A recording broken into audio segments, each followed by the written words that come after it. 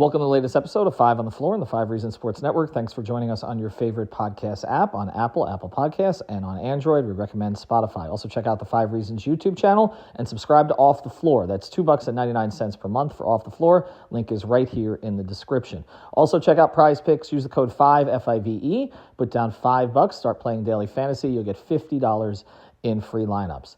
This is the first of several episodes that we'll be giving you here on the feed from our interviews from Media Day.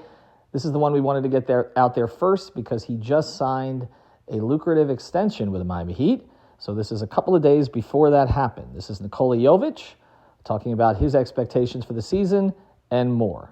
And now, today's episode. Uh-oh. Yeah. It's Mercy. Music by Mercy again. Heat Nation, we the culture. Yo, E, I need you to call timeout. Need Brady to set the floor plan. Tropical blanket, open for the shot. Yo, Greg, set the pick. Still 5 on the floor, still ride for my dog. Still battle on the court, still survive in the war. Keep your eye on the ball, or get burned from the keep this mic off the wall without turning the cheek. From night to day, no sleepy pads or allowed to mourn us. The nut is sleeping us, never catch us snoring. Live from Miami, report in the heat with 5 Reasons Sports from the court to the streets. Dang, Wade County, Heat Nation, we say it proudly.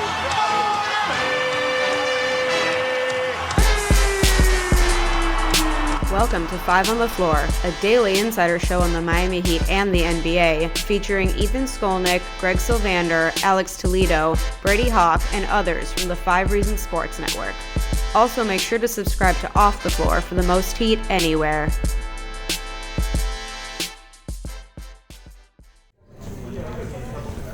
We're going to make you keep waiting. We're just going to keep bringing it in.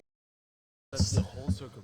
I know. Well, we appreciate you waiting for us. How long were you guys talking to? Now you're. Yeah, why were we talking to Drew? I don't know. Now you're 28 years old. By the time you started, you were 22. All right, we'll do this thing. Let me know when we're ready. Do I gotta hold this? Yeah. Yeah, you can do that. We're putting the ball in your hands. I know. We should just start here. All right, welcome back to 5 on the Floor. I'm Ethan Skolnick. I'm here with Alex Toledo and Brady Hawk at Miami Heat Media Day, and kind enough to work the entire room before he came back to us, Nikola Jovic. You're versatile, right? You can talk to all kinds of different people. You can play every spot on the floor. Whatever language you want to talk to me. I know. He's speaks 6 languages. You're not supposed to be so genial and amicable in your 3rd season. You're supposed to be a 4th season now. 4th season. It's gone fast. I know, unbelievable. It really is. I can't believe. Right? I mean, and we've been talking to all these guys on the team about how young this team is. We're projecting the average rotation at 26 years old. You're getting close to that now. You're not quite there. But do you feel a little bit like kind of you moved into a veteran mode here? It does, especially in the locker room, There's not a lot to talk about kids now, There is some, but, they usually, when you come in, all the guys talk about kids, what they doing right off the court, they little, things. Now, I don't mind it, don't get me wrong. Right. It just feels a little different, It's not that you hate children or anything. No, come on, man. I mean, we don't, Jovic hates children. That'll get you benched. That's insane. Spo has kids. Don't say that out loud. But, I mean, Kasparis comes in, and, he's 3 years younger than you now. Crazy. And you've had all of these experiences, and you've been through a lot since you came in. I remember you getting shuttled back and forth to the G League. You're a starter, then you weren't a starter. Yeah. Then last year, you're fine in your groove, and it seemed like they found you a role, and then you get hurt, and you're out a few months, and you get thrown back into the fire again. Do you finally, at this point, just want to have a healthy season, clear role, know what it is you're going to be doing, and then just go? That's the most important thing for me. Just, play 75, 70-plus games, whatever. Just be on the court, And as long as I can be consistent, just play as many games as I can, I think that will help me the most this year. When I ask you a little bit about Eurobasket, I'm going to go to Brady on this. The experience is totally different than with the national team than last year because you came in healthy. Yeah. And then you're playing obviously you're playing with veteran guys, and Spo talked about this in Las Vegas where he said, he liked the fact you were playing for a demanding coach. By the way, is your coach for the Serbian team, is he more demanding than Spo or less? You don't want to say it because you don't want to make Spo more demanding. Is that it? Yeah, but it's different. The culture is different. So Right. the way he coaches is just a lot different. Stuff he wants and how he argues with us, and yells at us. It's a lot different. I just think the culture here is not the same. Right. But one of the things Spo talked about in Vegas, in addition to wanting to see you coached hard, was he talked about how your professionalism has grown since you came in. That you're not just a different player, but a different person in the way that you approach things. Can you point to a couple of things that sort of embody that, like the ways that you've grown and the way that you approach this as a job now? I mean, just the simple stuff, Like I always felt like what I do off the court was not important for me. It's not gonna affect what I do on the court. So I would, when I used to live right across the street, I would literally wake up 15 minutes before practice.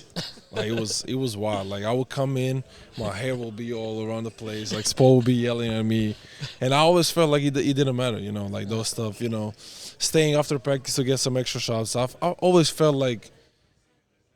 And I love to work. I love those stuff. And then I also loved it. But at the same time, at that point, I was like, man, it doesn't matter. I can make a shot, It's good enough for me. So, keeping my body right, being in a training room, getting massages and stuff. I felt like through my whole career before I came here, I was never injured. So coming in, I never wanted to do any stuff on with the training room guys because like what am I doing? I'm not injured, I feel good. Like there's no point of me doing anything. So just the simple stuff. I feel like I've grown a lot. I know what I do and how I want my body to feel. When I do this, how my body, just setting my body right and my mindset right every night for competing and being on the highest level. That's where I felt like I grew up the most. Talking about your role this season, it's so much talk about you're diverse, so you can do many different things. But is there a way to simplify? You think what you do best? Like if you could, there's a talk about point Nico, putting the ball in your hands, all that type of stuff. Like what do you think is a good way to describe your best self offensively? I mean, it's hard. It's hard. I mean, you guys know it. I mean, you watch it a lot. It's one game I play a pick and roll with Khalil and we look really good. Next game we look bad. So. Setting things up and kind of knowing what I can do good is probably the most important thing right now. I know I can be a really good spot-up shooter. I know I can shoot around 40%. I know I can be really good in transition. I think the thing that's going to be really important for me is punching the low post. Which I did a lot with the national team. Kind of learning the situations, mismatches and stuff.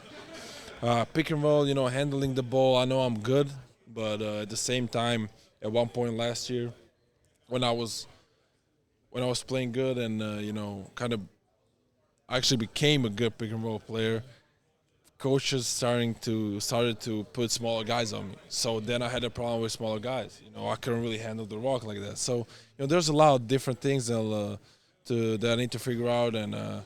But I know the things that I'm really good at is, I know I'm always going to be a good spot-up shooter. I know I'm going to be good in transition. I know I can make a good read off of drive and kick. I know I can punish someone on a low post. I think those simple stuff, I think I can be really good at. And if I really precise and really concentrate, I feel like I can every day be just better and better with it.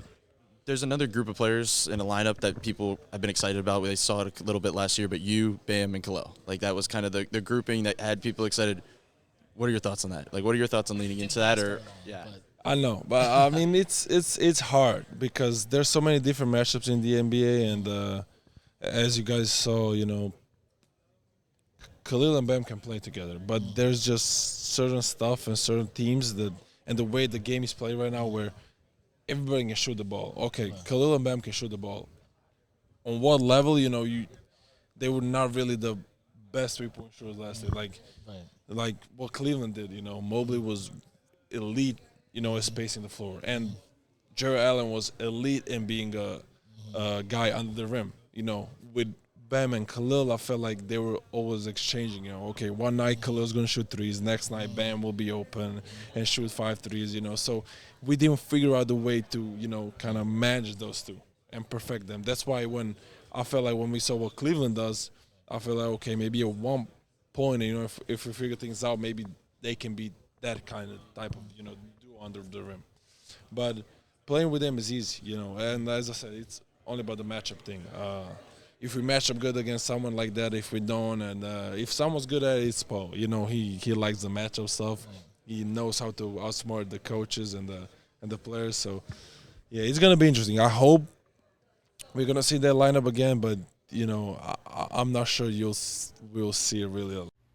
We'll get back to today's episode in a minute, but first, I want to tell you about ZBiotics, a game-changing product that I use before a night out with drinks. ZBiotics pre-alcohol probiotic drink is the first genetically engineered probiotic in the world. It was invented by PhD scientists to tackle rough mornings after drinking. Here's how it works. When you drink, alcohol gets converted into a toxic byproduct in the gut. It's a buildup of this byproduct, not dehydration, that's to blame for rough days after drinking. Pre-alcohol produces an enzyme to break this byproduct down. Just remember to make pre-alcohol your first drink of the night.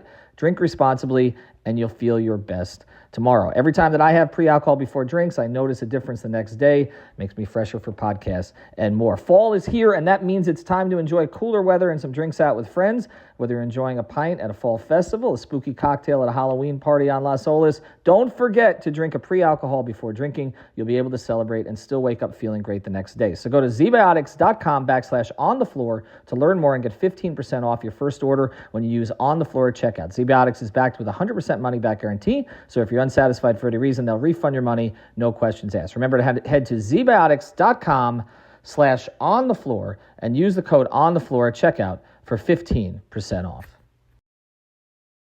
Well, no, you should be a podcast host because we've said all those things, so we appreciate you seconding us on that stuff. But Tyler's going to miss some time. How much time, we'll see. But we've kind of positioned it like, okay, Norm was brought in here. He's going to take some of Tyler's responsibilities, but maybe not as much on the ball. Norm was elite as an off-the-ball shooter last year. And we just keep looking at the roster, and we're like, man, just put the ball in Nico's hands. I mean, you're smiling. I mean, because it does seem to us like with all of these groups, particularly until he's back, that you provide a mismatch if you're in that position. And there's also, you have a comfort level playing with, you've started with Bam, and we talked a lot about your connection with Khalil when you guys first started to get those minutes together. I mean, how do you see your role until Tyler returns? I mean, I think everybody will just have to take a piece of it, like, okay, maybe I'll have to handle a little more. Maybe Jaime will have to handle a little more. Davion, of course, is going to be the guy. Maybe Norm will somehow have to, try and fit in that role, even though he's elite, like you said, off the ball and then getting the ball, and he's one-on-one. He's an unbelievable player, but everybody will somehow have to take a little bit of it and try to like make it a whole where it works. I don't think he'll be like, okay, Tyler's out, let's Davion take everything that Tyler had. So it's gonna be hard. I feel like Spo understands and everybody understands that everybody will just have to take a little bit of it and then figure out from there. It feels like based on what you're saying and what other guys have said that there's sort of an emphasis. I know you guys haven't gone into training camp and talked about game plans yet, but based on what everybody's saying, that there's an emphasis on sort of ball movement and like what you're talking about, everybody gets a piece of the pie. Yeah. What does the best version of this Heat team this year look like in your opinion? What type of basketball do you guys play? We gotta play fast. We don't got a guy who's okay, giving the ball he's gonna score 30. I mean, you have Tyler who can score 30. You have Bam and you have Norm. Guys who can. I mean, and Wiggs. I mean, I'm not saying like every night. You don't have one-on-one. Yeah, you don't have the guy. Right? How I look at it, which way I look at it is, okay, look at Indiana. Mm-hmm. Other guy than Pascal, Siakam, I don't know who else I would give the ball and be like, okay, go score 30, right. And the way they played is run, take advantage of every little thing, catch and go, everything, easy baskets. Shoot the ball, easy baskets. So, trying to find your role that way, and it's going to be easier for everybody to play that way, If we start playing slow and, kind of trying to manage things, I feel like it's going to be hard for us to find that rhythm, So, yeah. We're holding you to this because we closed our interview with Jaime with the exact same conversation about playing fast. And Spo always says this. He says, everybody wants to play fast until you let them play fast. You're right. And then they don't want to run. You're right. And then he's waving his arm. So we're going to clock you every single time and make sure. But you like that, though. Like, it seems like you're comfortable in that space, but everybody else has got to get comfortable running with you, right? Yeah. That's part of it. I like it. I like the way the fast-paced basketball. I think I'm not saying it's always gonna help you win, but in certain situations, I think like it's the best type of basketball that's gonna help us at this moment. You sound just like Dragic used to. You score on every single time. Immediately, we're gonna play fast. We're gonna play fast. We're gonna play fast. And then Dwayne would be walking the ball up the court. That's pretty much what we going on. But that's what I'm saying. Like we had Jimmy, Right? Like that's how you play with him. Yep. He was our best player. Jimmy, I don't remember any of that stuff. I know. I know that was a complicated year for you last year in terms of everything else that was going on. Cause I mean, I wouldn't say it was complicated. But I mean, you and him were good friends, and he was in the midst. of It was stuff. more like for the media stuff. Our locker room was always good. Yeah. Whatever people say, I felt like with everything he did and everything, media was hyping the thing up. We was really good. I mean, at least how I saw the locker room and everything. Like We were looking forward to emo Nico. Oh, nah. No? I don't think Grow out the hair, the wig, the whole thing. I don't think it'll happen. All right, they're calling you to go somewhere else. So we appreciate you. Thank you very guys. much. Thank you. We'll see you next season Pleasure after the talking to extension you. is signed. Have a Yep. good one.